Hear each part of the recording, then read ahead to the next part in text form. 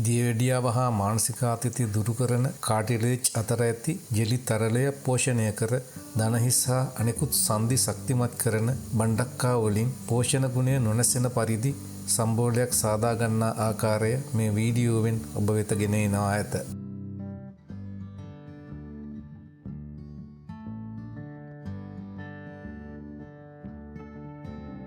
අපි rice cooker එකේ බත පිසගන්න වෙලාවටම එහි ස්ටීමරයට සෝදාගත් බණ්ඩක්කා ටික මේ ආකාරයට දමාගෙන ටික වේලාවක් ස්ටීම් කර ඉවතට ගන්න. හුඟ වේලාවක් තියන්න එපා. විනාඩි 2-3ක් පසුව ඉවත් කරගන්න. ඉවතට ගස් පසු බණ්ඩක්කා ටික නිවෙන්නට තබන්න. නිවුණු පසු මේ ආකාරයට පොඩියට කපා ගන්න.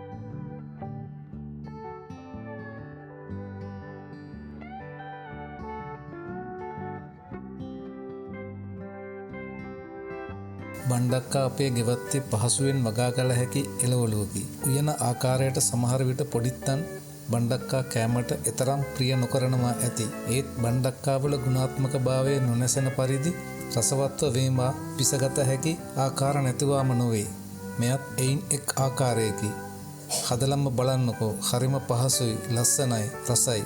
දිගටම වීඩියෝ එක බලන්න මෙන්න ආරාධනා කරනවා.